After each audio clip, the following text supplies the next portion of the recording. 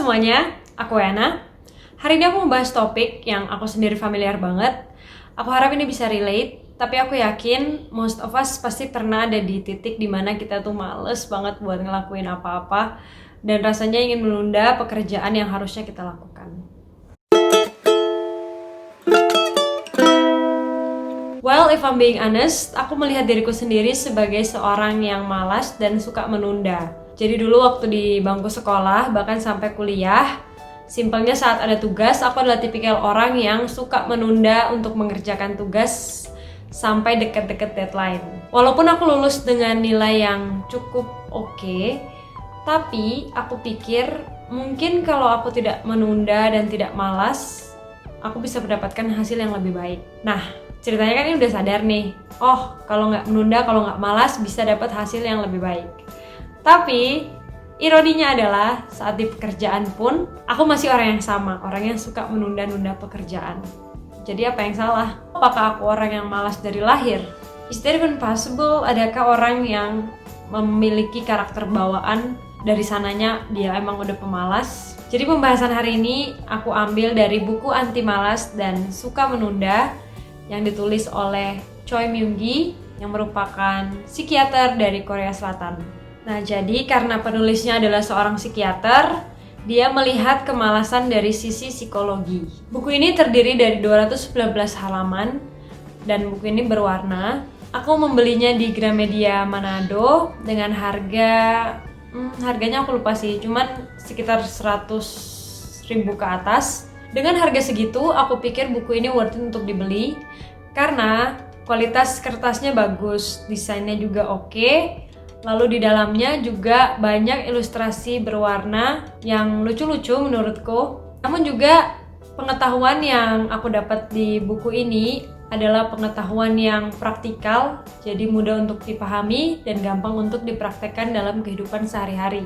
Lalu walaupun ini adalah buku terjemahan, jadi dari aslinya bahasa Korea, diterjemahkan ke bahasa Indonesia, namun bahasa yang dipakai juga bahasa yang mudah dipahami dan dimengerti, jadi bukan bahasa Indonesia yang baku dan kaku gitu. Dari kata pengantar, penulis menyebutkan bahwa manusia dilahirkan dengan kepribadian bawaan. Jadi kalau orang zaman dulu mungkin berpikir kalau manusia itu dilahirkan dengan kosong gitu, ternyata seiring dengan berjalannya waktu, hasil penelitian tentang DNA dan gen membuktikan kalau manusia itu dilahirkan dengan kepribadian bawaan yang terbentuk oleh komposisi dari 5 faktor utama. Nah, jadi ini disebut Big Five Theory. Apa aja itu? Yang pertama adalah ketertarikan, kesungguhan, keterbukaan, kepedulian, dan keakraban. Dan orang-orang yang malas adalah orang-orang yang memiliki tingkat kesungguhan yang rendah. Selain itu, kemalasan juga merupakan kebiasaan.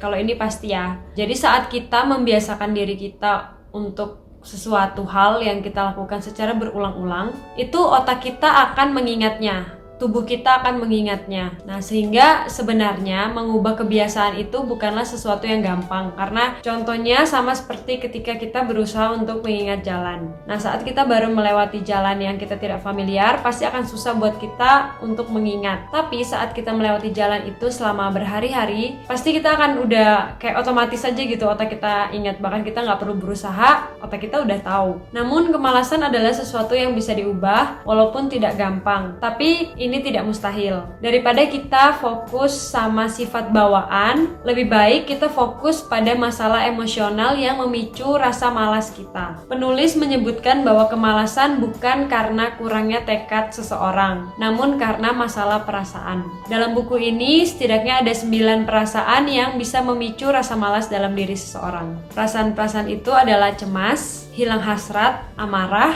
kurangnya motivasi, kesepian, rasa takut gagal, ketidakpuasan, kontrol diri yang rendah, dan sensitif. Saat aku refleksikan ke hidupku, ternyata cukup banyak perasaan yang membuat aku malas dan suka menunda pekerjaan. Yang pertama adalah perasaan cemas atau tidak tenang. Jadi saat aku tidak tenang, otomatis akan susah buatku fokus untuk melakukan hal-hal yang harus aku selesaikan. Aku juga orang yang mudah bosan, jadi saat bosan juga rasanya males untuk ngapa-ngapain. Dan di buku ini menyarankan aku ketika bosan itu melanda untuk mengganti aktivitas ke sesuatu yang membuat aku senang, tapi juga tetap di timer. Jadi misalnya nih, aku senang untuk kaligrafi. Nah, jadi mungkin saat aku ngerjain apa dan aku males, aku bisa switch dulu ke kaligrafi sekitar 10 menit yang menimbulkan rasa senang sehingga bosannya bisa hilang dan membuat aku bisa fokus melakukan hal yang harus aku selesaikan. Lalu perasaan yang bisa membuat aku malas adalah tidak puas. Jadi aku pribadi adalah orang yang memiliki ekspektasi tinggi sama diri sendiri dan orang lain,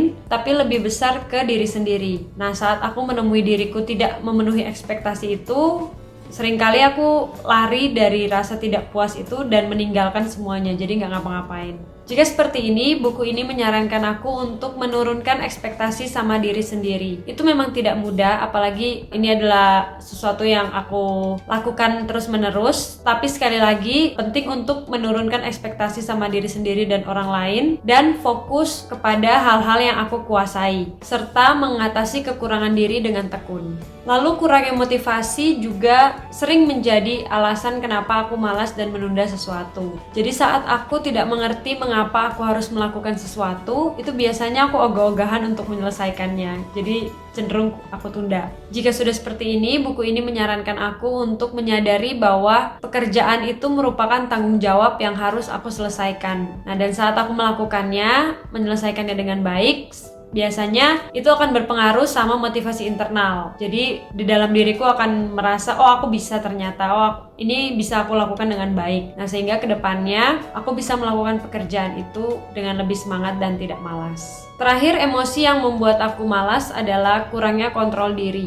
Nah, jadi saat aku mendapati diriku melakukan sesuatu yang tidak sesuai dengan tekad awal, itu biasanya juga aku jadi malas untuk tetap stick sama tekad awal. Kayak ngerasa diri ya udah gagal gitu loh. Jadi mending gak usah, which is a bad thing. Nah, buku ini menyarankan aku saat kontrol diri kurang untuk menyusun standar ke diri sendiri dan memberikan hadiah saat berhasil dan juga hukuman saat aku gagal untuk memenuhi standar itu.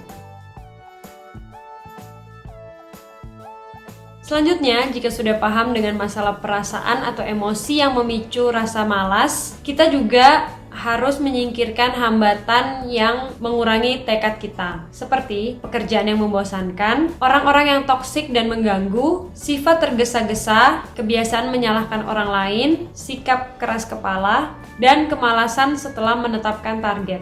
Jika hambatan ini sudah kita atasi, penting bagi kita untuk melakukan langkah kecil dengan konsisten, seperti jangan terlambat, punya kendali diri yang kuat, batasi waktu bermedia sosial, memperbaharui suasana dengan sesuatu yang bisa membuat kita lebih semangat, menjadi lebih efisien, serta mulai sesuatu dan selesaikan apa yang kita mulai.